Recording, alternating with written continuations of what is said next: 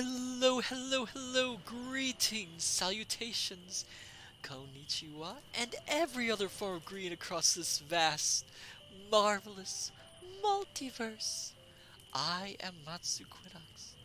This is Horace, and welcome, my dear scholars, once again to the study. Hello there, Dr. Zadium, welcome. Oh my goodness. I have the biggest. You can't tell. Well, you can tell. You can see it on my face. I have the biggest smile on my face right now. Blah blah freak. Hi, Horace, notice me. Blah blah, don't worry. Horace notices you. Oh my goodness. So I'm trying something new this fine evening. I thought, it has been suggested to me that I do a late night stream. And I thought, well, why not? Why not have a little late night get together with my dear wonderful scholars? So, on this very night, we will be doing a small reading stream. And it will be a little different than our usual reading streams. For a starter, it probably won't have as much voice acting as I usually do, as this instead will be much more relaxing, much more quiet. And it's let us think of it as a little late night tale for you all. I am so honored to have all of you here. As you know, I have been on hiatus for a little bit for short health reasons, let's put it that way. But I just couldn't pass over a chance to be able to read to my fine scholars. Darth, whoa, whoa, whoa, wonderful is a poor word to describe me. Well, how would I describe you? Hmm. Oh, cool skeleton, welcome. Hello, I probably can't stay for too long. Well, I am honored that you could be here at all. Oh my goodness. Well, I should. Yeah. I'm still a little bit out of practice. I suppose I should say what we're reading tonight. Let me get hydrated. Oh my goodness. We will be reading some stories from a collection called Just So Stories. By Rudyard Kipling. It would help if I pronounced his name correctly. um, for those who don't know what a Just So story is, the name comes from these collection of stories, and they are used to describe tales, which talk about fanciful origins for various things. We'll be reading a few stories from this collection. I've always wanted to read them to you fine, fine scholars. Um, and I thought it might make for a good evening read. So, my wonderful, lovely, dear scholars, shall we begin our reading for tonight of Just So stories?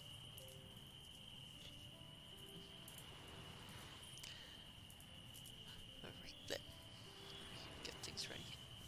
Darth, fine is also a poor word to describe me. Well, I'm running out of words for you. Where's the other thesaurus somewhere? What do you mean it's in that room? I'm not gonna go into that room after what happened last time. We'll get it later, alright?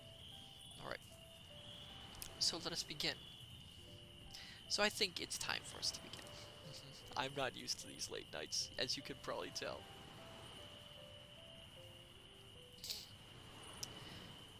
We'll start with a story called... Oh, I should say first.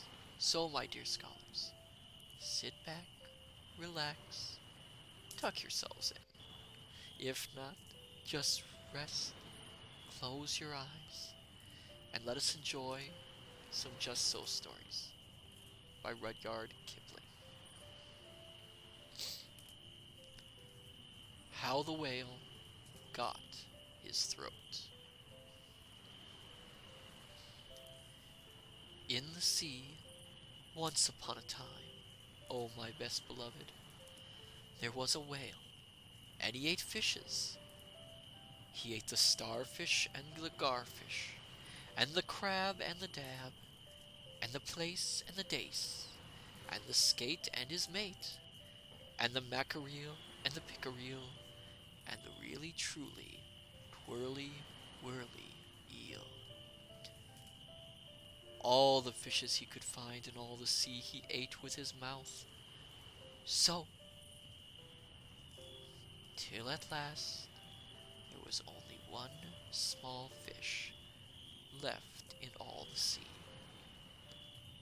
and he was a small 'stute fish, and he swam a little behind the whale's right ear, so as to be out of harm's way. Then the whale stood up on his tail and said, "I'm hungry." And the small 'stute fish said in a small 'stute voice, "Noble and generous cetacean, have you ever tasted man?" "No," said the whale. "What is it like?" "Nice," said the small 'stute fish. "Nice, but nubbly." "Then fetch me some," said the whale, and he made the sea froth up with his tail. "One at a time is enough," said the 'stute fish. "If you swim to latitude 50 north, longitude 40 west, that is magic.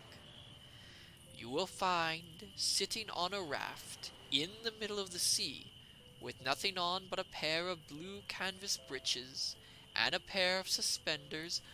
Ah, you must not forget the suspenders, best beloved.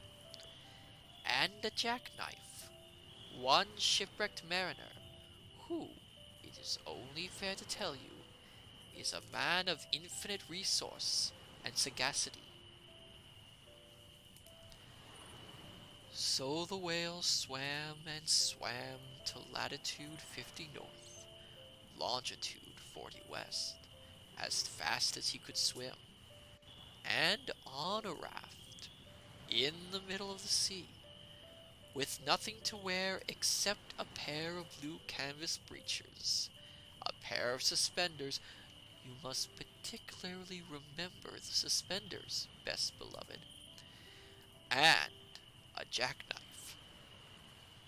He found one single, solitary, shipwrecked mariner, trailing his toes in the water. He had his mummy's leave to paddle, or else he would never have done it, because he was a man of infinite resource and sagacity.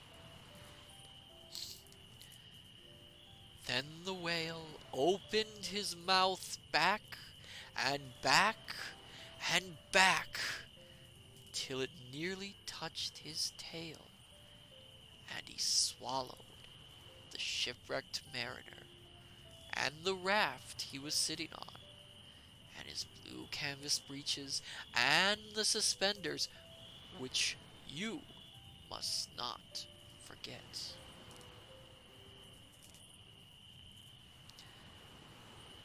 And the jackknife. He swallowed them all down into his warm, dark, inside cupboards. And then he smacked his lips, so, and turned round 3 times on his tail. But as soon as the mariner, who was a man of infinite resource and sagacity, found himself truly inside the whale's warm, dark inside cupboards, he stumped, and he jumped, and he thumped, and he bumped, and he pranced, and he danced, and he banged, and he clanged, and he hit, and he bit, and he leaped, and he creeped, and he prowled, and he howled, and he hopped, and he jumped, and he cried, and he sighed, and he crawled, and he bawled, and he stepped, and he leapt, and he danced hornpipes where he shouldn't, and the whale felt most unhappy indeed. Have you forgotten the suspenders? So he said to the stute fish, "This man is very nubbly, and besides he is making me hiccup. What shall I do?" "Tell him to come out," said the stute fish. So the whale called down his own throat to the shipwrecked mariner. "Come out and behave yourself. I've got the hiccups." "Nay, nay," said the mariner, "not so, but far otherwise. Take me to my natal shore and the white cliffs of Albion, and I'll think about it." And he began to dance more than ever. "You had better take him home," said the stute fish to the whale. "I ought to have warned you that he is a man of infinite resource and sagacity." So the whale swam and swam and swam with both flippers and his tail as hard as he could for the hiccups, and at last he saw the mariner's natal shore. "Oh, hello there! Ah, Sophia! Ignacio, welcome! Thank you for the subscription, and hello, Kanabo, and hello, Crusader! We've just started reading some Just So stories for the evening. We're on How the Whale Got His Throat. Just So stories are a personal favorite of mine, so I thought it might make a nice little night read. And the white cliffs of Albion, and he rushed halfway up the beach and opened his mouth wide and wide and wide and said, "Change here for Winchester, Ashuelot, Nassau, Keene, and stations on the Fitchburg Row." And just as he said Fitch, the mariner walked out of his mouth. Darth, my friends and teacher are here. Yeah, yes, it's wonderful to have them all here. But while the whale had been swimming, the mariner, who was indeed a person of infinite resource and sagacity, had taken his jackknife and cut up the raft into a little square grating, all running crisscross, and he had tied it firm with his suspenders. Now you know why you are not to forget the suspenders. And he dragged that grating good and tight into the whale's throat, and there it stuck. Then he recited the following sloka, which, as you have not heard it, I will now proceed to relate. By means of a grating, I have stopped your aiding. For the mariner, he was also a hibernian. Eon? Odd word that. And he stepped out on the shingle and went home to his mother, who had given him leave to trail his toes in the water. And he married and lived happily ever after. So did the whale. But from that day on, the grain in his throat, which he could neither cough up nor swallow down, prevented him eating anything except very, very small fish. And that is the reason why whales nowadays never eat men or boys or little girls. The small stute fish went and hid himself in the mud under the door sills of the equator.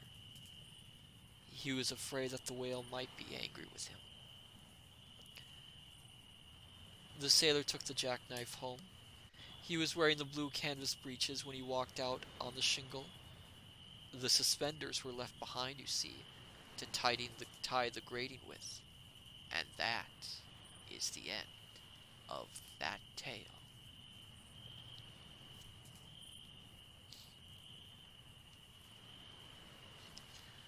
I love that story. Although I really don't know what the Hyanan, what that word means. Be interesting to check out next time. Of course, references to Albion, which is England, the White Cliffs of Dover.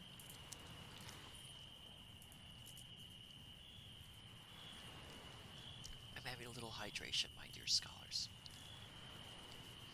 Night readings are a little different for me.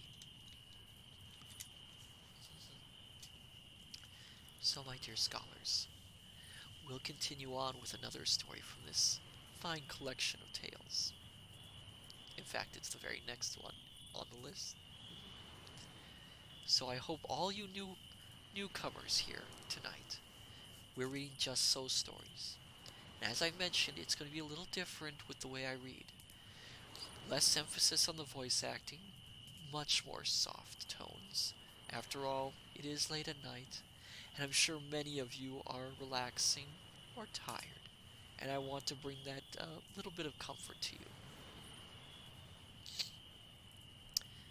This next tale is How the Camel Got His Hump. Excuse me. Now, this is the next tale, and it tells how the camel got his big hump. In the beginning of years, when the world was so new and all, and the animals were just beginning to work for man, there was a camel, and he lived in the middle of a howling desert because he did not want to work. And besides, he was a howler himself. So he ate sticks and thorns and tamarisks and milkweed and prickles, most excruciating idle. And when anyone spoke to him, he said, "Humph." Just humph, and no more. Presently the horse came to him on Monday morning, with a saddle on his back and a bit in his mouth, and said, "Camel, O camel, come out and trot, like the rest of us."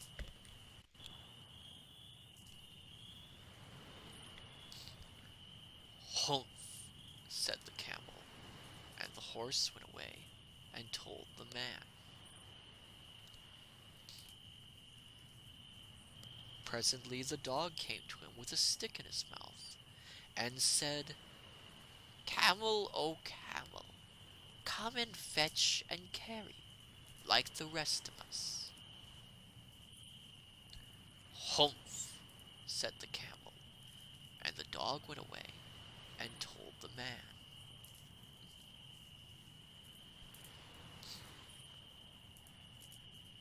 Presently the ox came to him, with the yoke on his neck, and said, "Camel, O camel, come and plough, like the rest of us." "Humph," said the camel, and the ox went away and told the man.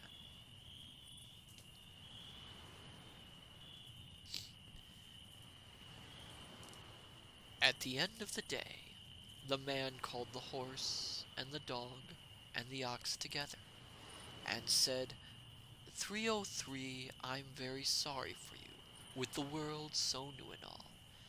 But that humph thing in the desert can't work, or he would have been here by now. So I'm going to leave him alone, and you must work double time to make up for it." That made the three very angry, with the world so new and all, and they held a palaver, and an indaba, and a punchayet, and a powwow on the edge of the desert, And the camel came chewing milkweed, most excruciating idle, and laughed at them. Then he said, "Humph!" and went away again.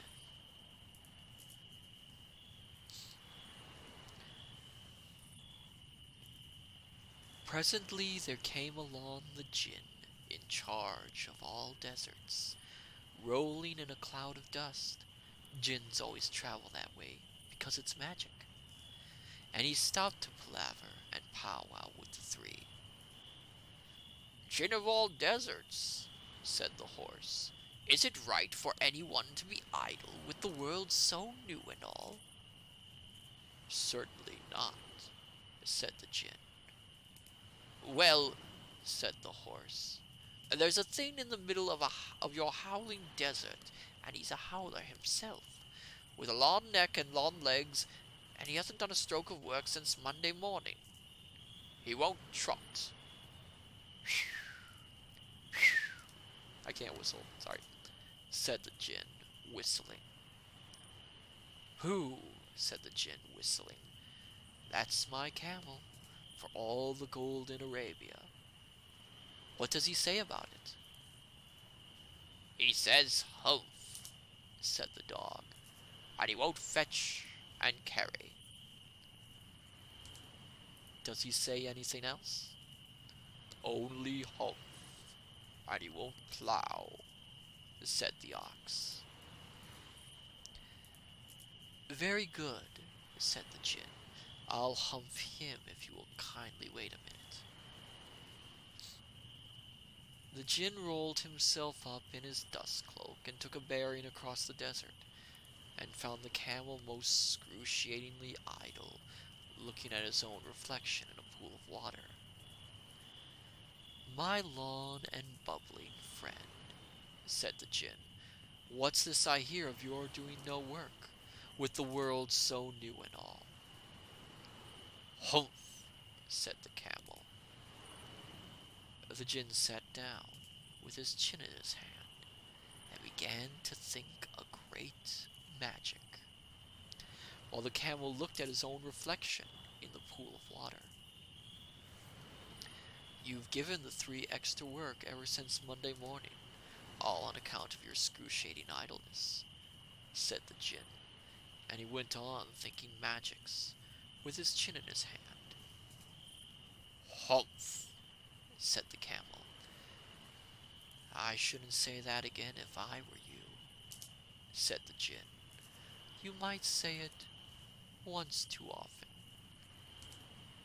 Bubbles, I want you to work."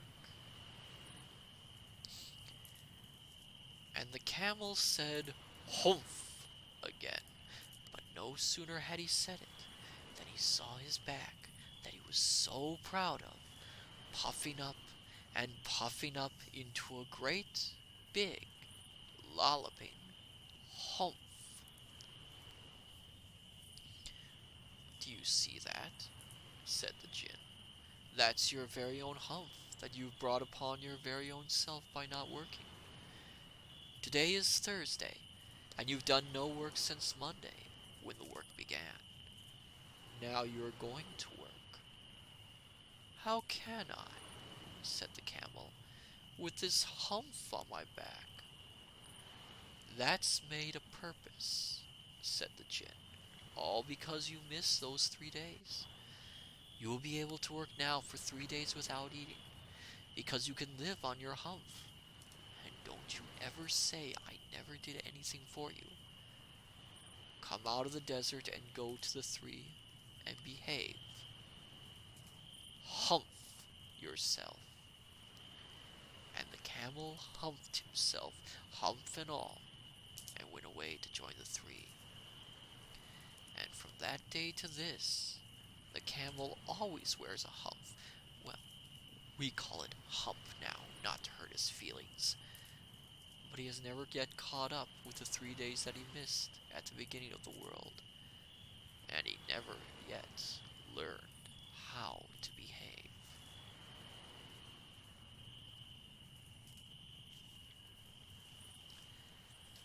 Well, now, that certainly is a lesson, isn't it, my dear scholars? careful what you say, otherwise you might end up with a humph of your own. Is there a right horse? Julian 20, well, this is a surprise. Yes, we're doing a late night reading. We just finished How the Camel Got Its Hump. Darth, my brain misheard the word humph or whatever the word was. It is humph. Although, as the tale says, we call it a hump, just not to hurt the camel's feelings. Also, welcome, Julian. This is a late night stream. I hope you can relax, rest. I'm doing my best to keep a relaxing, restful tone with my voice here. So our next story, we'll continue on, is actually the next story in the book. It's another favorite of mine, so I hope you all enjoy it. How the Rhinoceros Got His Skin. Excuse me. Once upon a time, on an uninhabited island on the shores of the Red Sea, there lived a Parsi from whose hat the rays of the sun were reflected in more than oriental splendor. And the Parsi lived by the Red Sea with nothing but his hat and his knife, and a cooking stove of the kind that you must particularly never touch. And one day he took flour and water and currants and plums and sugar and things, and made himself one cake, which was 2 feet across and 3 feet thick. It was indeed a superior comestible. That's magic. And he put it on the stove because he was allowed to cook on that stove, and he baked it, and he baked it, till it was all done brown and smelt most sentimental. But just as he was going to eat it, there came down to the beach from the altogether uninhabited interior one rhinoceros with a horn on his nose, 2 piggy eyes, and few manners. In those days, the rhinoceros's skin fitted him quite tight. There was no wrinkles in it anywhere. He looked exactly like a Noah's Ark rhinoceros, but of course, much bigger. My dear scholars, a Noah's Ark, if you don't know, is an old toy that children used to play with. It would be a wooden toy in the shape of an ark, and you would open up and it would have many little miniature animals in it. So that's a reference to that. All the same, he had no manners then. He has no manners now, and he never will have any manners. He said, "How?"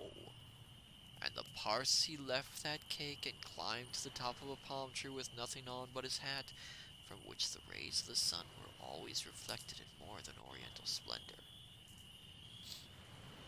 And the rhinoceros upset the oil stove with his nose, and the cake rolled on the sand, and he spiked that cake on the horn of his nose, and he ate it.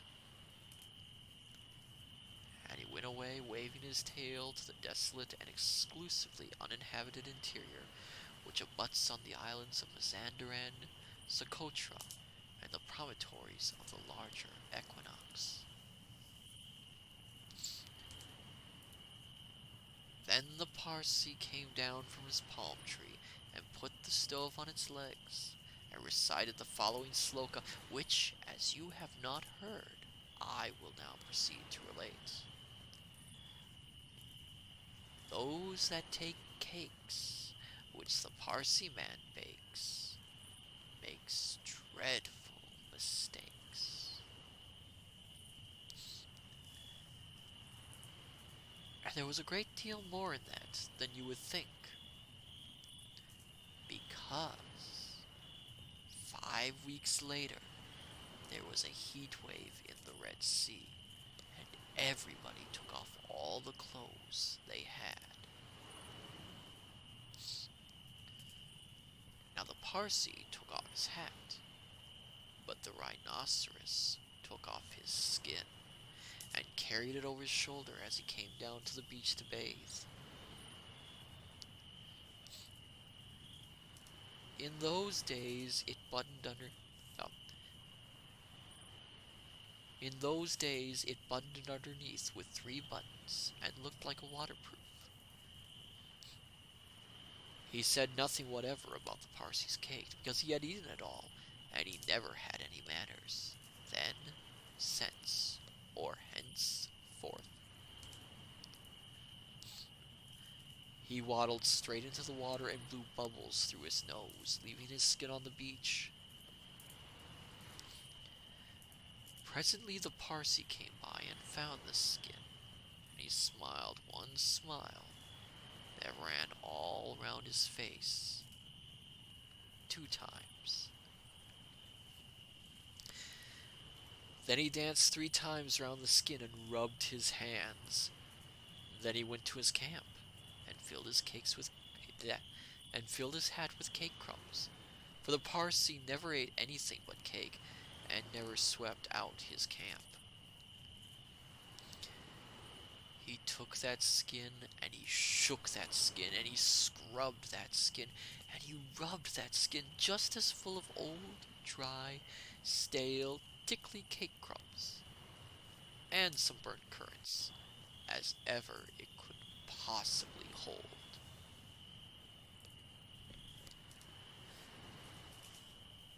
Then he climbed to the top of his palm tree and waited for the rhinoceros to come out of the water and put it on.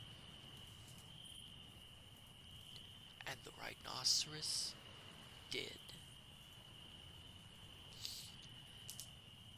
He buttoned it up with the 3 buttons, and it tickled like cake crumbs in bed. Then he wanted to scratch, but that made it worse. Then he lay down on the sands and rolled and rolled and rolled. Every time he rolled, the cake crumbs tickled him worse and worse and worse. Then he ran to the palm tree and rubbed and rubbed and rubbed himself against it. He rubbed so much and so hard that he rubbed his skin into a great fold over his shoulders, and another fold underneath, where the buttons used to be, but he rubbed the buttons off. And he rubbed some more folds over his legs, and it spoiled his temper. But it didn't make the least difference to the cake crumbs. They were inside his skin, and they tickled. So he went home, very angry indeed, and horribly scratchy. And from that day to this, every rhinoceros has great folds in his skin, and a very bad temper, all on account of the cake crumbs inside. Cool Skeleton, I'm going to get going now. Farewell, Oh, thank you for coming, Cool Skeleton. I hope you have a wonderful night.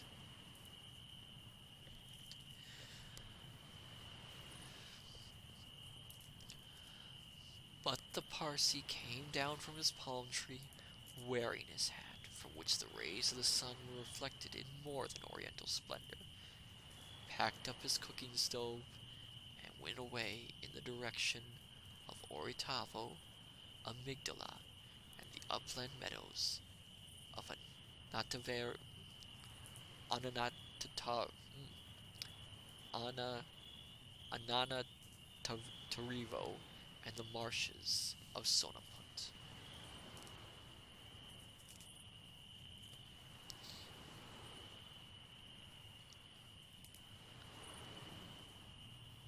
So the next story is actually going to be a little bit further down from the book.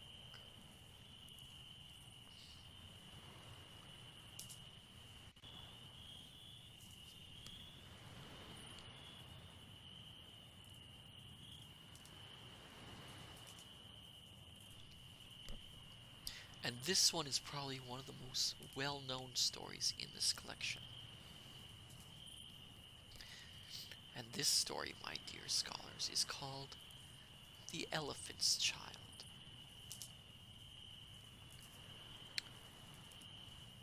In the high and far-off times, the elephant, O best beloved, had no trunk.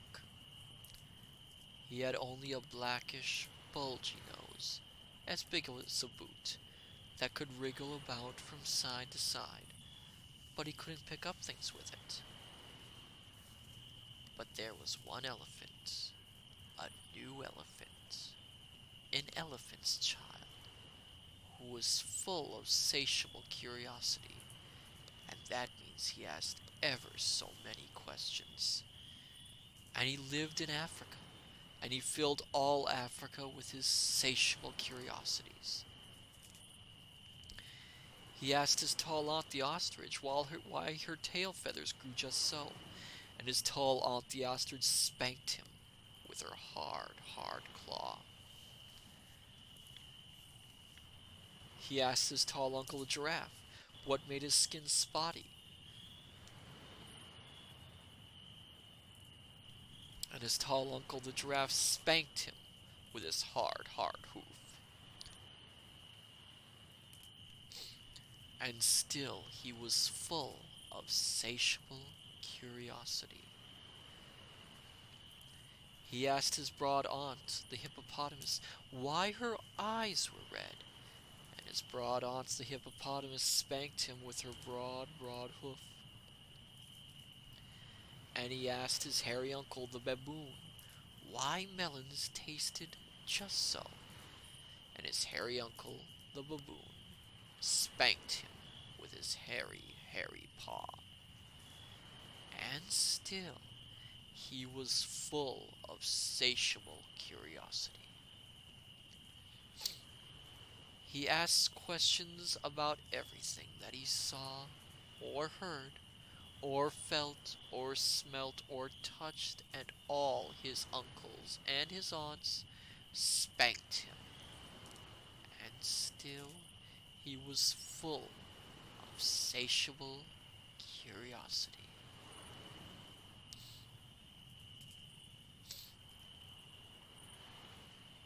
One fine morning in the middle of the procession of the equinoxes, this satiable elephant's child asked a new fine question that he had never asked before.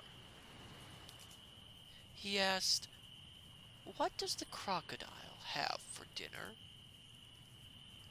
Then everybody said, hush, in a loud and dreadful tone, and they spanked him immediately and directly without stopping for a long time.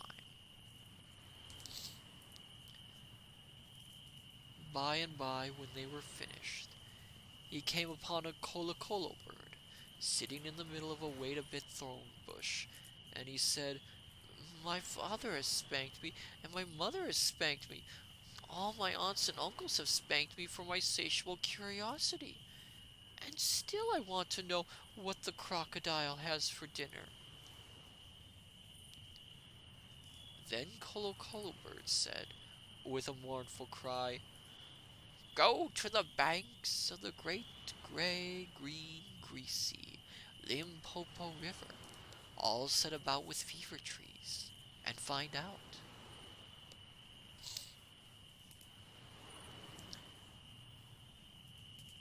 That very next morning, when there was nothing left of the equinoxes, because the procession had proceeded according to precedent, this satiable elephant's child took 100 pounds of bananas, the little short red kind, and 100 pounds of sugar cane, the long purple kind, and 17 melons, the greeny crackly kind, and said to all his dear families, goodbye, I am going to the great gray green greasy Limpopo River, all set about with fever trees, to find out what the crocodile has for dinner.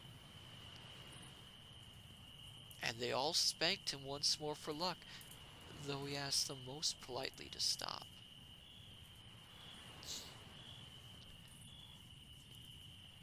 Then he went away a little warm, but not at all astonished, eating melons and throwing the rind about, because he could not pick it up.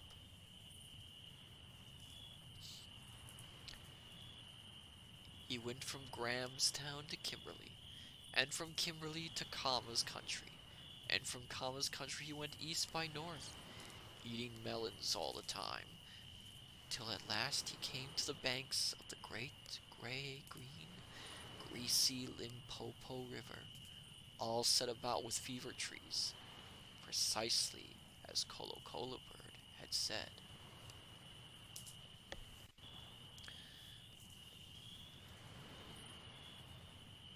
Now you must know and understand, O best beloved, that till that very week and day and hour and minute, this satiable elephant's child had never seen a crocodile, and did not know what one was like.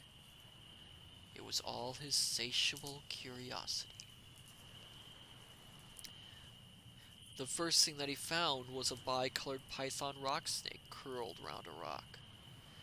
"Excuse me," said the elephant's child most politely, "but have you seen a thing as a crocodile in these promiscuous parts?" "Have I seen a crocodile?" said the bicolored python rock snake in a voice of dreadful scorn. "What will you ask me next?" "Excuse me," said the elephant's child, "but could you kindly tell me what he has for dinner?" Then the bicolored python rock snake uncoiled himself very quickly from the rock and spanked the elephant's child with his scalesome, flailsome tail. Let me get a quick drink, my dear scholars.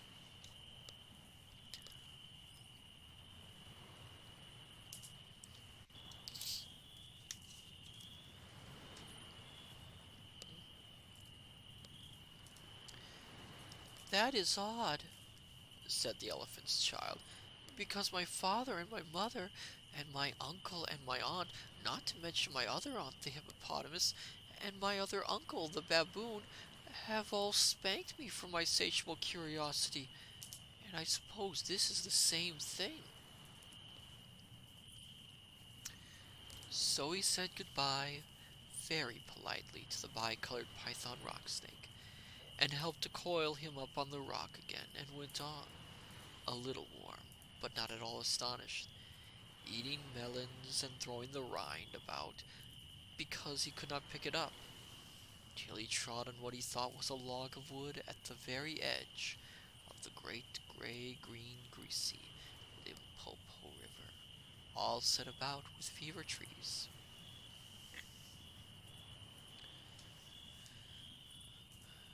But it was really the crocodile, O best beloved, and the crocodile winked one eye, like this.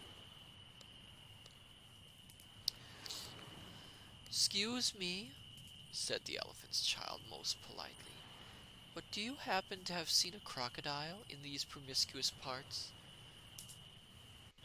Then the crocodile winked the other eye, and lifted half his tail out of the mud, and the elephant's child stepped back most politely, because he did not wish to be spanked again. "Come hither, little one," said the crocodile. "Why do you ask such things?" "Excuse me," said the elephant's child most politely, "but my father has spanked me, and my mother has spanked me, not to mention my tall aunt, the ostrich, and my tall uncle, the giraffe, who can kick ever so hard, as well as my broad aunt, the hippopotamus, and my hairy uncle, the baboon, and including the bicolored python rock snake with the scalesome, flailsome tail just up the bank, who spanks harder than any of them. And so, if it's quite all the same to you, I don't want to be spanked anymore."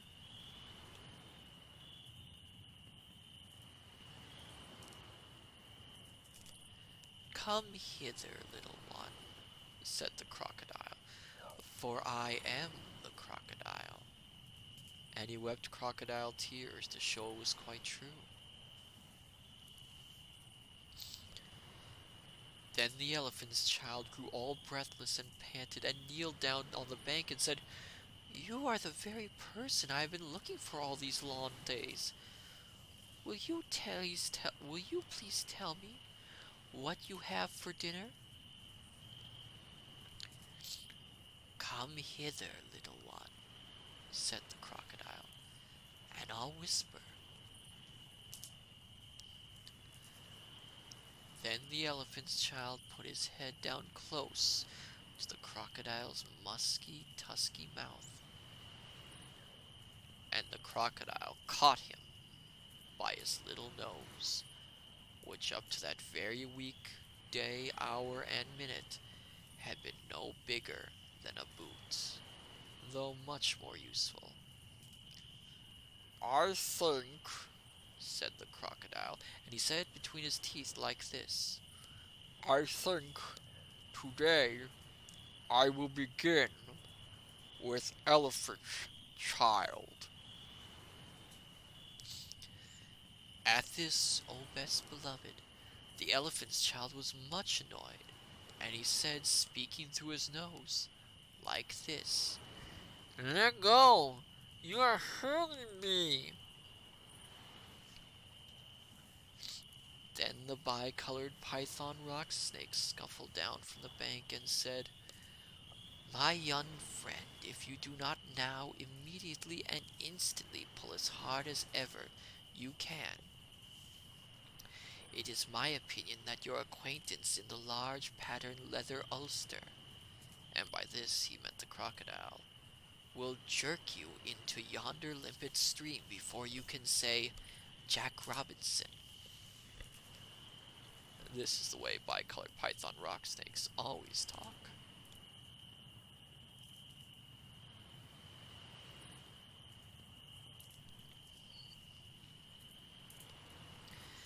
Then the elephant sat back on his little haunches and pulled and pulled and pulled, and his nose began to stretch, and the crocodile floundered into the water, making it all creamy with great sweeps of his tail, and he pulled and pulled and pulled, and the elephant's child's nose kept on stretching, and the elephant's child spread all his little forelegs and pulled, and his nose kept on stretching, and the crocodile threshed his tail like an oar, and he pulled and pulled and pulled, and at each pull the elephant's child's nose grew longer and longer, and it hurt him.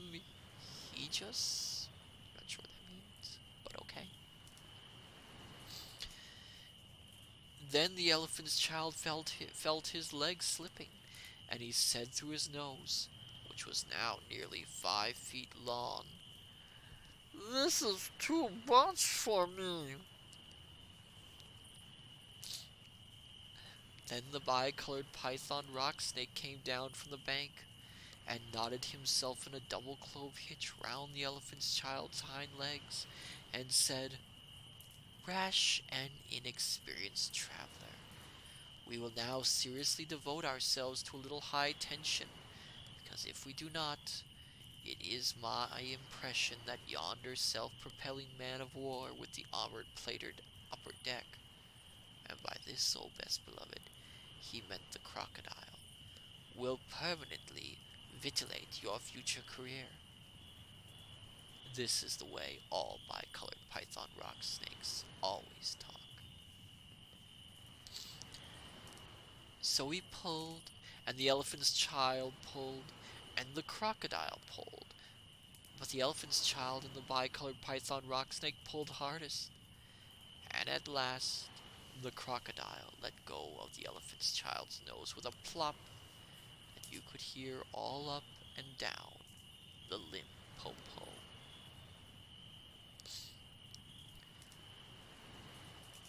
Then the elephant's child sat down most hard and sudden, but first he was careful to say, Thank you, to the bicolored python rock snake, and next he was kind to his poor pulled nose, and wrapped it all up in cool banana leaves, and hung it in the great gray, green, greasy Limpopo to cool. What are you doing that for? Said the bicolored python rock snake. Excuse me, said the elephant's child, but my nose is badly out of shape, and I am waiting for it to shrink. Then you will have to wait a long time, said the bicolored python rock snake. Some people do not know what is good for them. The elephant's child sat there for 3 days, waiting for his nose to shrink, but it never grew any shorter. Besides, it made him squint. For, O best beloved, you will see and understand that the crocodile had pulled it out into a really, truly trunk, same as all elephants have today. At the end of the 3rd day, a fly came and stung him on the shoulder, and before he knew what he was doing, he lifted up his trunk and hit that fly dead with the end of it.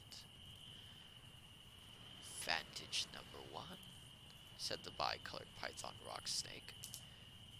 You couldn't have done that with a mere smear nose. Try and eat a little now. Before he thought what he was doing, the elephant's child put out his trunk and plucked a large bundle of grass, dusted it clean against his forelegs, and stuffed it into his own mouth. Vantage number 2, said the bicolored python rock snake. You couldn't have done that with a mere smear nose. Don't you think the sun is very hot here? It is, said the elephant's child, and before he thought what he was doing, he slooped up a sloop of mud from the banks of the great gray, green, greasy Limpopo and slapped it on his head, where it made a cool, sloopy, sloshy mud cap all trickly behind his ears. Vantage number 3, said the bicolored python rock snake. You couldn't have done that with a mere smear nose. Now how do you feel about being spanked again? Oh, hello there, Kai the Hollowed. Welcome. We are currently reading Just So stories for a late night stream. Wonderful to have you here. I am Matsu Quinox, interdimensional omniversal librarian. This is my dear friend Horace, and I am a reading streamer. I'm glad to have you here.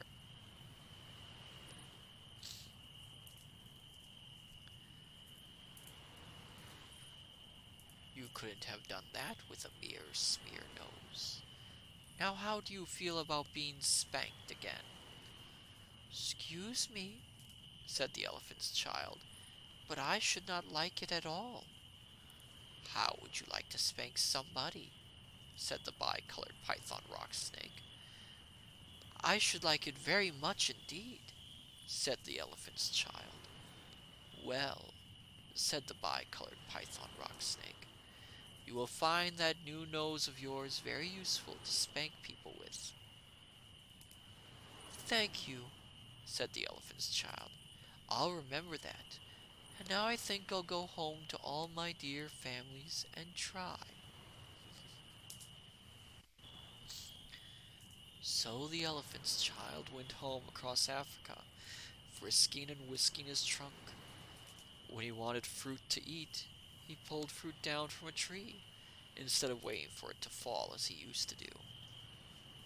When he wanted grass, he plucked grass up from the ground, instead of going on his knees as he used to do. When the flies bit him, he broke off the branch of a tree and used it as a fly whisk, and he made himself a new, cool, slushy, squashy mud cap whenever the sun was hot. When he felt lonely walking through Africa, he sang to himself down his trunk, and the noise was louder than several brass bands. He went especially out of his way to find a broad hippopotamus. She was no relation of his, and he spanked her very hard to make sure that the bicolored python rock snake had spoken the truth about his new trunk. The rest of the time he picked up the melon rinds that he had dropped on his way to the Limpopo, for he was a tidy pachyderm.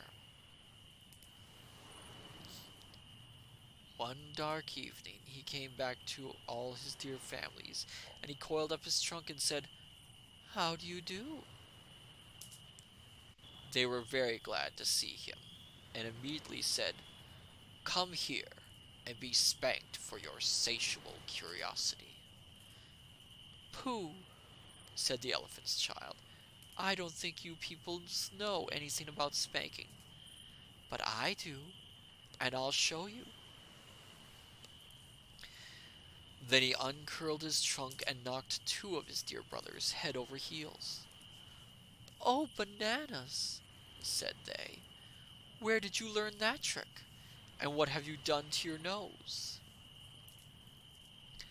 "I got a new one from the crocodile, on the banks of the great gray, greasy Limpopo River," said the elephant's child. "I asked him what he had for dinner, and he gave me this to keep." "It looks very ugly," said his hairy uncle the baboon. "It does," said the elephant's child, "but it's very useful." And he picked up his hairy uncle the baboon by one hairy leg and hove him into a hornet's nest. And then that bad elephant's child spanked all his dear families for a long time, till they were all very warm and greatly astonished.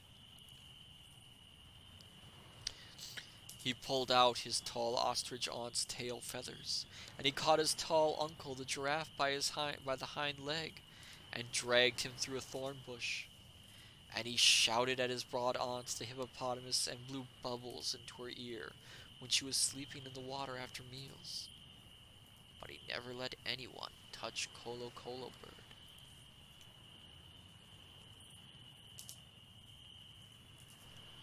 And at last, things grew so exciting that his dear families went off one by one in a hurry to the banks of the great gray, green, greasy Limpopo River, all set about with fever trees, to borrow new noses from the crocodile.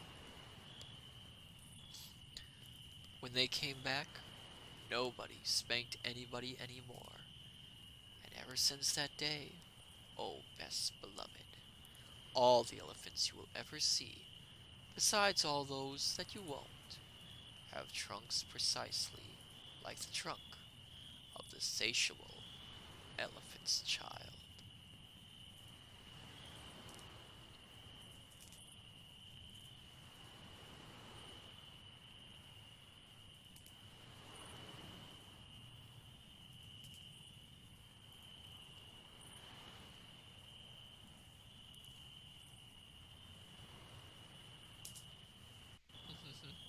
I love that story. It's a good one. So I think I have time for one more story for this fine stream. So I was thinking I might read a story that I have never read before, and is not as commonly known when it comes to just so stories. But it is a just so story in its own right, and it is entitled "The Sing Song of Old Man Kangaroo."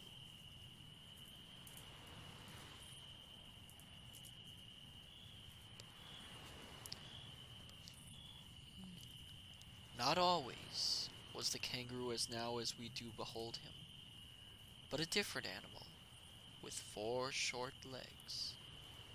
He was gray, and he was woolly, and his pride was inordinate. He danced on an outcrop in the middle of Australia, and he went to the little god Qua. He went to Qua at 6 before breakfast, saying, "Make me different from all other animals by 5 this afternoon." Up jumped Qua from his seat on the sand flat and shouted, "Go away!" He was gray, and he was woolly, and his pride was inordinate. He danced on a rock ledge in the middle of Australia, and he went to the middle god, Quain. Queen. He went to Queen at 8 after breakfast, saying, "Make me different from all other animals. Make me also wonderfully popular by 5 this afternoon." Up jumped Queen from his burrow in the spinifex and shouted, "Go away!" He was gray and he was woolly, and his pride was inordinate. He danced on a sandbank in the middle of Australia, and he went to the big god, Quan. He went to Quan at 10 before dinner time, saying, "Make me different from other animals, make me popular, and wonderfully run after by 5 this afternoon." Up jumped Quan from his bath in the salt pan and shouted, "Yes, I will." Quan called Dingo, Yellow Dog Dingo, always hungry, dusty in the sunshine, and showed him Kangaroo. Quan said, "Dingo, wake up, Dingo. Do you see that gentleman dancing on the ash pit? He wants to be popular and very truly run after. Dingo, make him so." Up jumped Dingo, Yellow Dog Dingo, and said, "What, that cat rabbit?" Off ran Dingo, Yellow Dog Dingo, always hungry, grinning like a coal scuttle, ran after Kangaroo. Oh, we have a fake spoil me redeem. We have a spoil me redeem. Okay, let me think. Let me see. I gotta look for the book we're gonna spoil. Alrighty then. Ah, found it.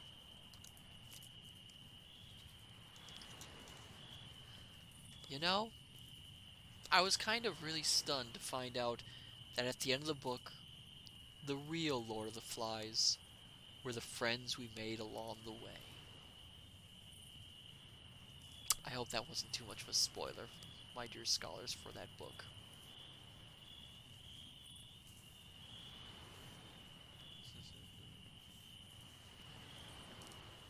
Thank you for the redeem there, WTXN40. Off ran Dingo. Yellow Dog Dingo, always hungry, grinning like a coal scuttle, ran after Kangaroo. Off went the proud Kangaroo on his 4 little legs like a bunny. This, oh beloved of mine, ends the first part of the tale. Get a little drink while we are in between bits of the tale.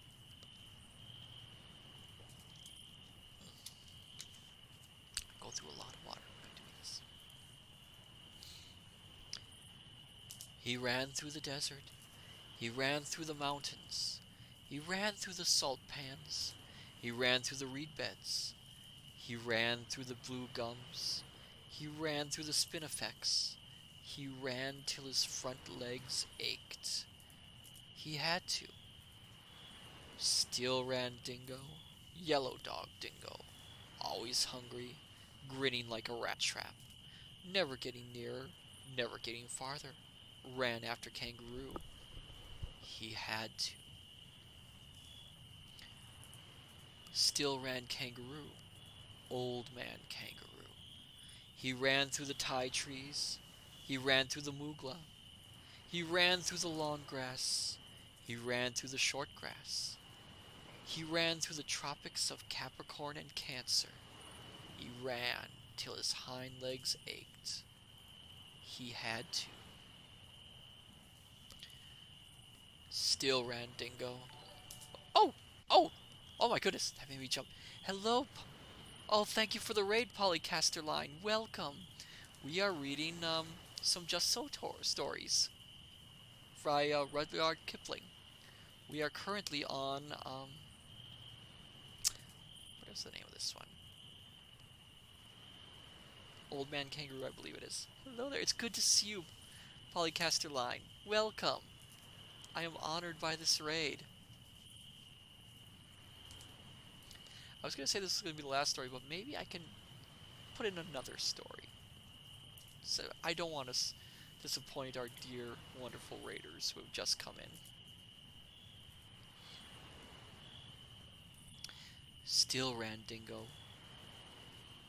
Yellow Dog Dingo, hungrier and hungrier, grinning like a horse collar, never getting nearer, never getting farther, and they came to the Walgon River. Now, there wasn't any bridge, and there wasn't any ferry boat, and Kangaroo didn't know how to get over, so he stood on his legs and hopped. He had to. Polycast line, some nice reading before bed, indeed. Indeed. He hopped through the flinders. He hopped through the cinders. He hopped through the deserts in the middle of Australia. He hopped like a kangaroo. First he hopped 1 yard. Then he hopped 3 yards. Then he hopped 5 yards.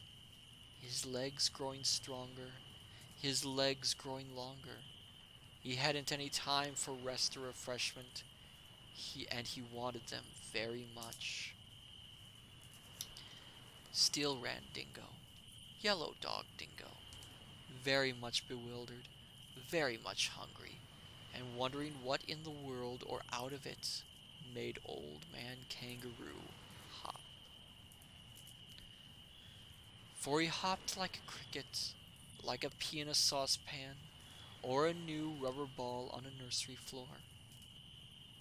He had to. He tucked up his front legs. He hopped on his hind legs. He stuck out his tail for a balance weight behind him, and he hopped through the Darling Downs. He had to. Still ran Dingo. Tired dog Dingo. Hungrier and hungrier, very much bewildered. Wondering and wondering when in the world or out of it would Old Man Kangaroo stop. Then came Quan from his bath in the salt pans and said, "It's 5 o'clock." Down sat Dingo. Poor dog Dingo. Always hungry, dusty in the sunshine, hung out his tongue and howled. Down sat Kangaroo, Old Man Kangaroo, stuck out his tail like a milking stool behind him, and said, "Thank goodness that's finished." Then said Quan, who was always a gentleman, "Why aren't you grateful to Yellow Dog Dingo? Why don't you thank him for all he has done for you?" Then said Kangaroo, tired old Kangaroo, "He's chased me out of the homes of my childhood. He's chased me out of my regular meal times. He's altered my shape so I'll never get it back, and he's played Old Scratch with my legs." Then said Quan, "Perhaps I'm mistaken, but didn't you ask me to make you different from all other animals, as well as to make you very truly sought after? And now it is 5 o'clock." "Yes," said Kangaroo, "I wish that I hadn't. I thought you would do it by some charms and incantations, but this is a practical joke." "Joke," said Quan from his bath in the blue gums. "Say that again and I'll whistle up Dingo and run your hind legs off." "No," said the Kangaroo, "I must apologize. Legs are legs, and you needn't alter 'em so far as I am concerned. I only meant to explain to your lordliness that I've had nothing to eat since morning, and I'm very empty indeed." "Yes," said Dingo, Yellow Dog Dingo, "I am just in the same situation. I've made him different from all other animals, but what may I have for my tea?" Then said Quan from his bath in the salt pan, "Come and ask me about it tomorrow, because because I'm going to wash." So they were left in the middle of Australia, Old Man Kangaroo and Yellow Dog Dingo, and each said, "This, that's your fault." Ah, I haven't read that story before, so this was kind of interesting. It very much is similar to the other Just So stories, is it not?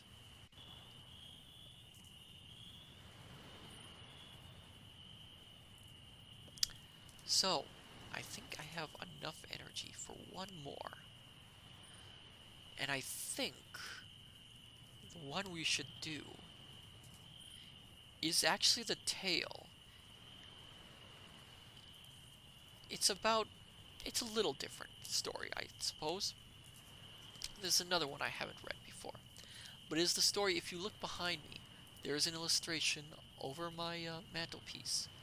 And it is the illustration for this tale, which is entitled The Cat That Walked by Himself.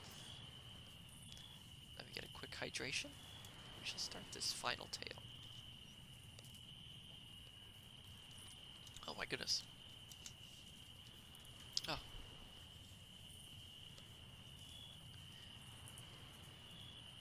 Hear and attend and listen, for this befell and behappened, and became, and was, O my best beloved, when the tame animals were wild.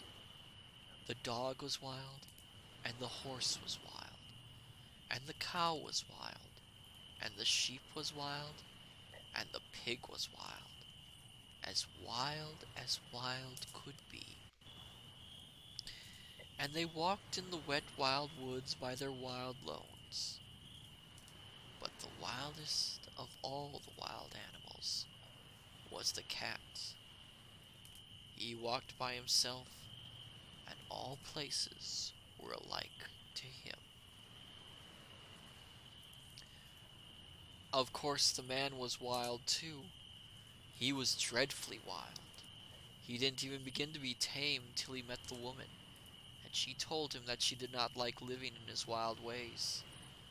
She picked out a nice dry cave, instead of a heap of wet leaves to lie down in, and she strewed clean sand on the floor, and she lit a nice fire of wood at the back of the cave, and she hung a dried wild horse skin tail down across the opening of the cave, and she said, "Wipe your feet, dear, when you come in, and now we'll keep house."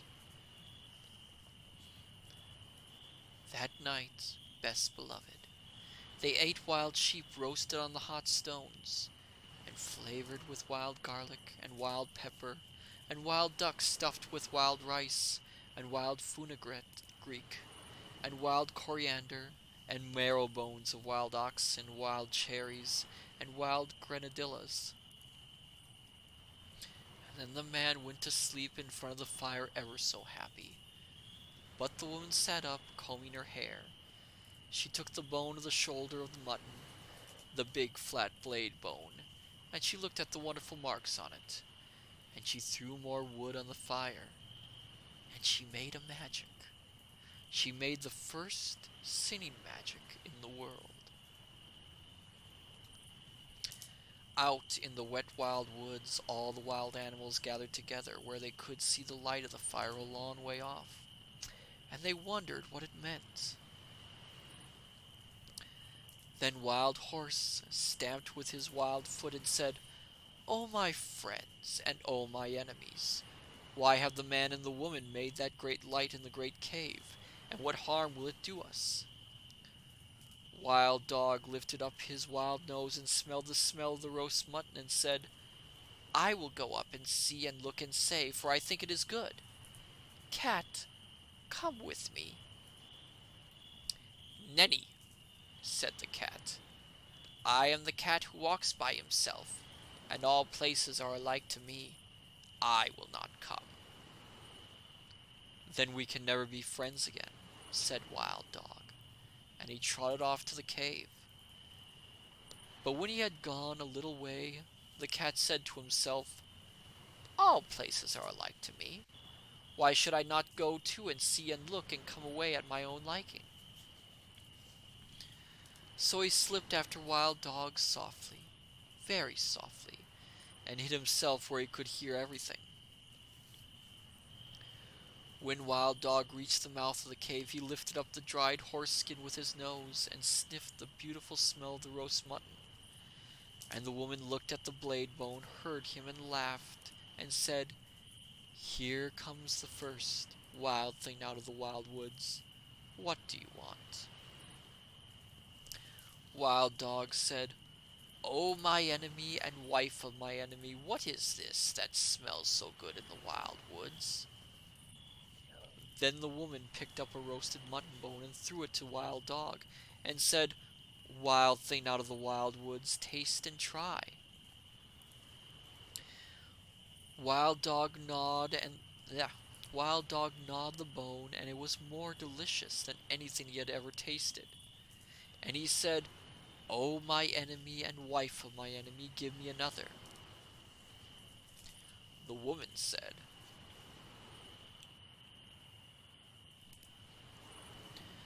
"Well, excuse me for a second."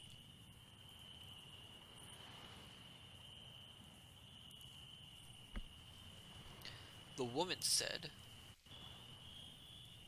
"Wild thing out of the wild woods, help my man to hunt through the day and guard this cave at night, and I will give you as many roast bones as you need." "Ah," said the cat, listening, "this is a very wise woman, but she is not so wise as I am." Wild Dog crawled into the cave and laid his head on the woman's lap, and said, "Oh, my friend and wife of my friend, I will help your man to hunt through the day, and at night I will guard your cave." Kintron, roast bones. I suppose you like that, Kintron. And also, hello there, glad to see you. "Ah," said the cat, listening, "that is a very foolish dog."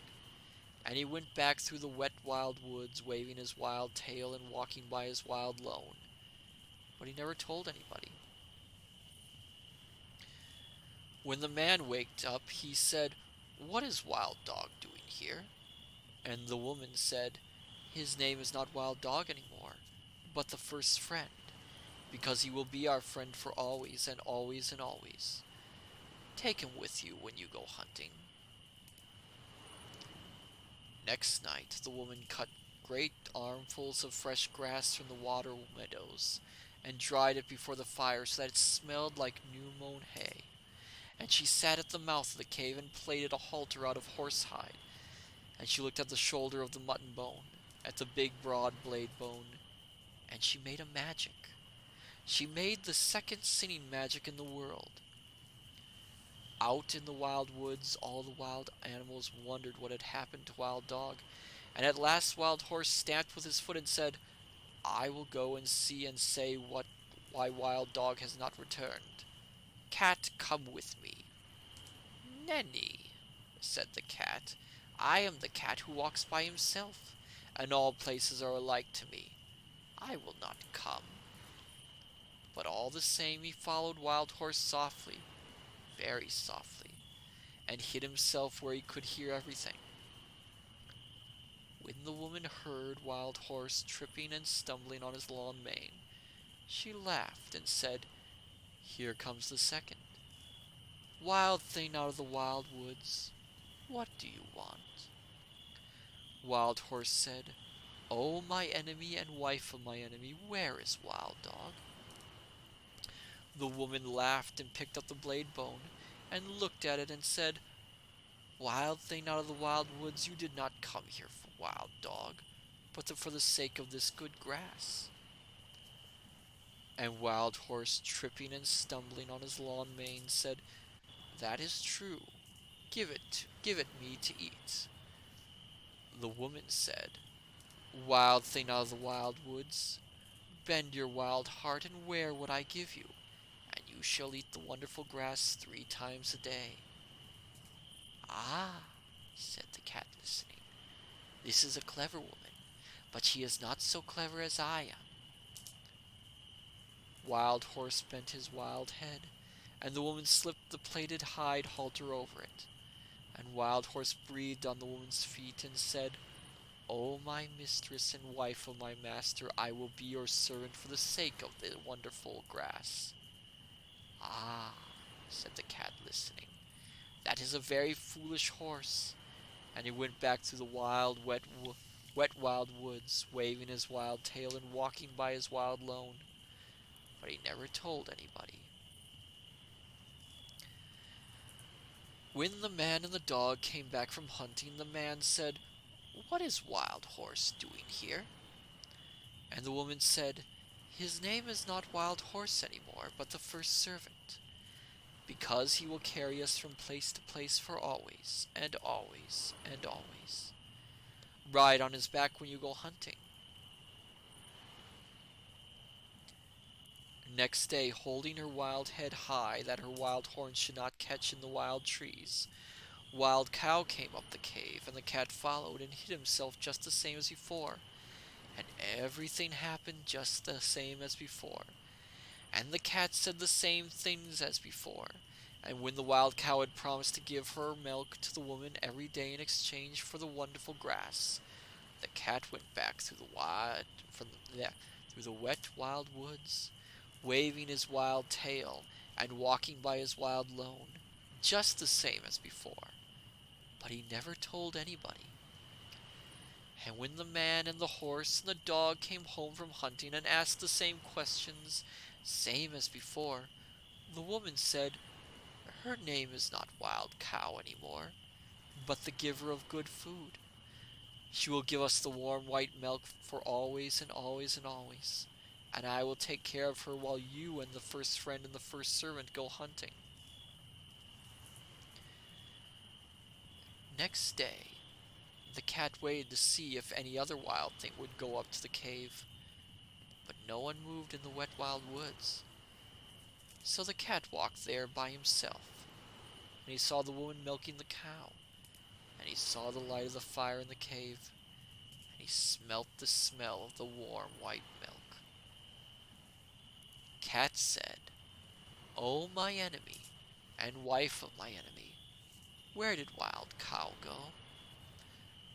The woman laughed and said, "Wild thing out of the wild woods, go back to the woods again, for I have branded up my hair, and I have put away the magic blade bone, and we have no more need of either friends or servants in our cave." Cat said, "I am not a friend, and I am not a servant. I am the cat who walks by himself, and I wish to come into your cave." Woman said, "Then why did you not come with first friend on the first night?" Cat grew very angry and said, "Has Wild Dog told tales of me?" Then the woman laughed and said, "You are the cat who walks by himself, and all places are alike to you. You are neither a friend nor a servant. You have said it yourself. Go away and walk by yourself in all places alike." Then Cat pretended to be sorry and said, "Must I never come into the cave? Must I never sit by the warm fire? Must I never drink the warm white milk? You are very wise and very beautiful. You should not be cruel even to a cat." Woman said, "I knew I was wise, but I did not know I was beautiful. So I will make a bargain with you. If ever I say one word in your praise, you may come into the cave. And if you say 2 words in my praise," said the cat, "I never shall." Said the woman, "But if you say 2 words in your praise, but if I say 2 words in your praise, you may sit by the fire in the cave." "And if you say 3 words," said the cat, "I never shall," said the woman. "But if I say 3 words in your praise, you may drink the warm white milk 3 times a day for always and always and always." Then the cat arched his back and said, "Now let the curtain at the mouth of the cave, and the fire at the back of the cave, and the milk pots that stand beside the fire, remember what my enemy and the wife of my enemy has said." And he went away through the wet wild woods, waving his wild tail and walking by his wild lone. Excuse me. That night, when the man and the horse and the dog came home from hunting, the woman did not tell them of the bargain she had made with the cat, because she was afraid they might not like it. Cat went far and far away, and hid himself in the wet wild woods by his wild lone for a long time, till the woman forgot all about him. Only the bat, the little upside down bat that hung inside the cave, knew where the cat hid, and every evening Bat would fly to Cat with news of what was happening. One evening Bat said, "There is a baby in the cave. He is new and pink and fat and small, and the woman is very fond of him." "Ah," said the cat, listening, "but what is the baby fond of?" "He is fond of things that are soft and tickle," said the bat. "He is fond of warm things to hold in his arms when he goes to sleep. He is fond of being played with, and he is fond of all those things." "Ah," said the cat, listening, "then my time has come." Next night, Cat walked through the wet wild woods and hid very near the cave till morning time, and man and dog and horse went hunting. The woman was busy cooking that morning, and the baby cried and interrupted, so she carried him outside of the cave and gave him a handful of pebbles to play with. But still the baby cried. Then the cat put out his patty paw and patted the baby on the cheek, and it cooed. And the cat rubbed against its fat knees and tickled it under its fat chin with his tail. And the baby laughed, and the woman heard him and smiled. Then the bat, the little upside down bat, that hung in the mouth of the cave, said, "Oh, my hostess and wife of my host and mother of my host's son, a wild thing from the wild woods is most beautifully playing with your baby. A blessing on that wild thing, whoever he may be," said the woman, straightening her back, "for I was a busy woman this morning, and he has done me a service."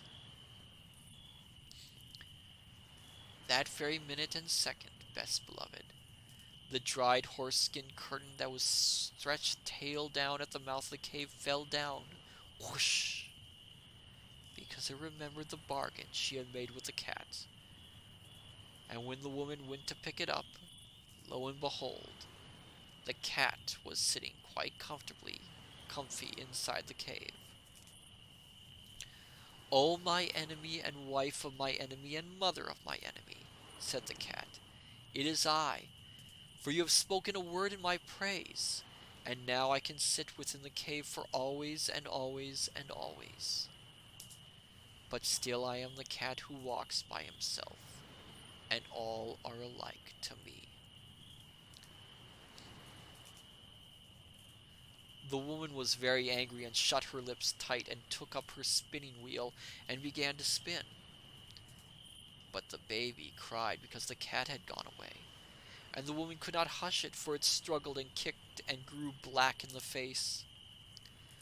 "O my enemy, wife of my enemy, and mother of my enemy," said the cat, "take a strand of the thread that you are spinning and tie it to your spinning hole, and drag it along the floor, and I will show you a magic that shall make your baby laugh as loudly as he is now crying." "I will do so," said the woman, "because I am at my wit's end, but I will not thank you for it."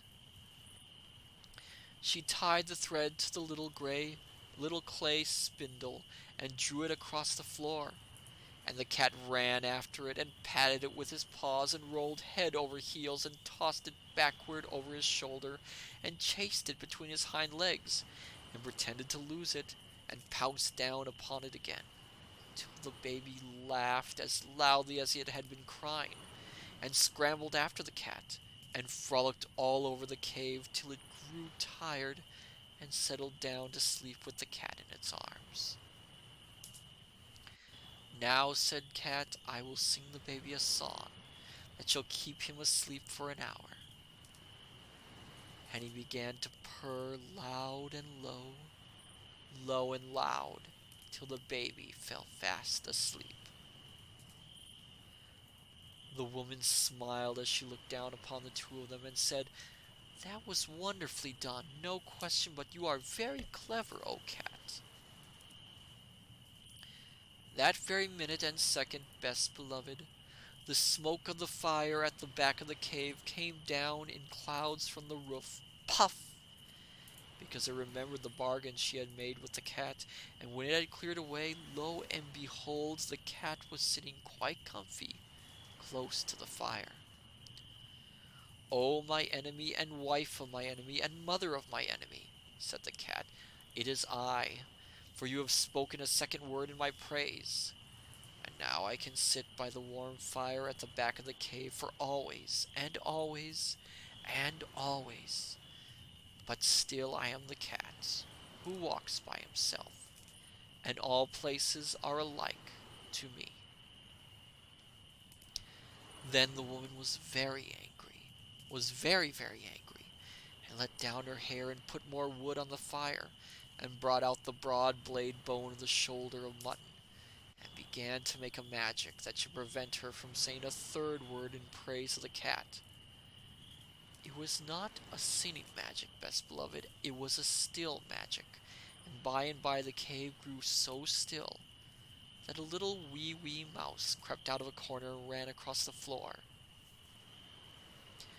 "O my enemy, and wife of my enemy, and mother of my enemy," said the cat, "is that little mouse part of your magic?" "Oh, gee, no indeed," said the woman, and she dropped the blade bone and jumped upon the footstool in front of the fire, and braided up her hair very quickly for fear that the mouse should run up it. Yes, I know, my dear scholars, of course this is a stereotype, but this was written far back in the 1800s, so you know of such things.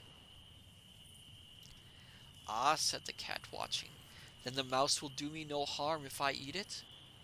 "No," said the woman, braiding up her hair, "eat it quickly and I will ever be grateful to you." Cat made one jump and caught the little mouse, and the woman said, "100 thanks. Even the first friend is not quick enough to catch little mice as you have done. You must be very wise." That very moment and second, O best beloved, the milk pot that stood by the fire cracked in two pieces, because it remembered the bargain she had made with the cat. And when the woman jumped down from the footstool, lo and behold, the cat was lapping up the warm white milk that lay in one of the broken pieces. "O my enemy, and wife of my enemy, and mother of my enemy," said the cat, "it is I, for you have spoken 3 words in my praise, and now I can drink the warm white milk 3 times a day for always and always and always. But still I am the cat, who walks by himself, and all places are alike to me." Then the woman laughed and set the cat a bowl of the warm white milk and said, "O cat, you are as clever as a man. But remember that your bargain was not made with the man or the dog, and I do not know what they will do when they come home." Kintron, very nice icon there. "What is that to me?" said the cat. "If I have my place in the cave by the fire, and my warm white milk 3 times a day, I do not care what the man or the dog can do." That evening, when the man and the dog came to the cave, the woman told them all the story of the bargain, while the cat sat by the fire and smiled. Then the man said, "Yes, but he has not made a bargain with me, or with all proper men after me." Then he took off his 2 leather boots and took up his little stone axe. That makes 3. And he fetched a piece of wood and a hatchet. That is 5 altogether. And he set them out in a row, and he said, "Now we will make our bargain. If you do not catch mice," where is it? Do not catch mice when you are in the cave for always and always and always. I will throw these 5 things at you whenever I see you, and so shall all proper men do after me. Ah, said the woman, listening, this is a very clever cat, but he is not so clever as my man. The cat counted the 5 things, and they looked very nobly, and he said, I will catch mice when I am in the cave, for always and always and always, but still I am the cat who walks by himself, and all places are alike to me. Not when I am near, said the man. If you had not said that last, I would have put all these things away for always and always and always. But now I am going to throw my 2 boots and my little stone axe, that makes 3, at you whenever I meet you, and so shall all proper men do after me. Well, that's a rather cruel thing to say, my dear scholars. And then the dog said, wait a minute. He has not made a bargain with me, or with all proper dogs after me. And he showed his teeth and said, if you are not kind to the baby while I am in the cave for always and always and always, I will hunt you till I catch you, and when I catch you I will bite you, and so shall all proper dogs do after me. Ah, said the woman, listening, this is a very clever cat, but he is not so clever as the dog. Cat counted the dog's teeth, and they looked very pointed, and he said, I will be kind to the baby while I am in the cave, as long as he does not pull my tail too hard, for always and always and always. But still, I am the cat that walks by himself, and all places are alike to me. Not when I am near, said the dog. If you had not said that last, I would have shut my mouth for always and always and always. But now I am going to hunt you up a tree whenever I meet you, and so shall all proper dogs do after me. Then the man threw his 2 boots and his little stone axe, that makes 3, at the cat, and the cat ran out of the cave, and the dog chased him up a tree. And from that day to this, best beloved, 3 proper men out of 5 will always throw things at a cat whenever they meet him, and all proper dogs will chase him up a tree. But the cat keeps his side of the bargain too. He will kill mice, and he will be kind to babies when he is in the house, just as long as they do not pull his tail too hard. But when he has done that, and between times, and when the moon gets up and night comes, he is the cat that walks by himself, and all places are alike to him. And then he goes out to the wet wild woods, or up the wet wild trees, or on the wet wild roofs, waving his wild tail, and walking by his wild lone. So I think that is a perfect time to end this reading. You know, it's an interesting story because, of course, it assumes that most males would, of course, attack a cat. But I'm sure many of us who own cats know that we could never do that. So, my dear scholars, thank you for coming to this late night reading with me and Horace. This is the first time for both of us doing this. So next week, the hiatus is officially done with. So next week, we'll be doing more Space Quest 2 on Tuesday if everything... Space Quest 1, my goodness. If everything goes according to plan on Tuesday. And on Thursday, if everything goes according to plan, we shall start a new reading with 3 Men in a Boat, to say nothing of the dog. Now before I close out, let's see if there's anyone we can raid this late at night.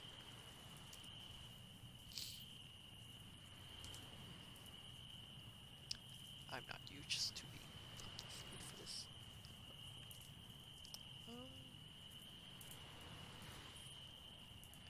Let us see, is there anyone doing anything different?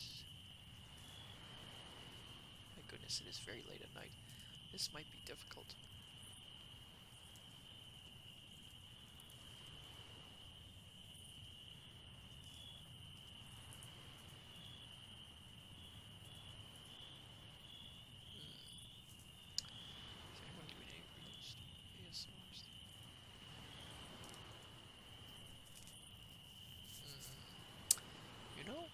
might not actually get to raid someone tonight. Oh my goodness. I'm kind of surprised.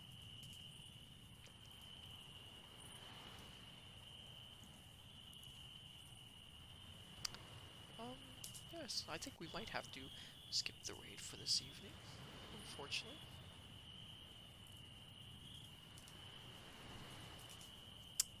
Hold on a second, let me check something.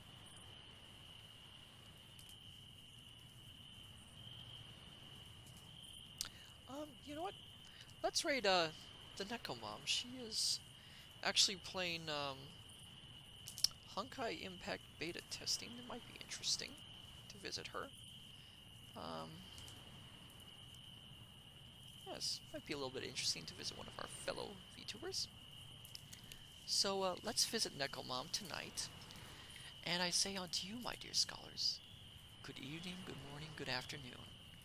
Till we meet again, till we meet each other again in the study. Take care, and I shall see you next time. Till then, bye-bye.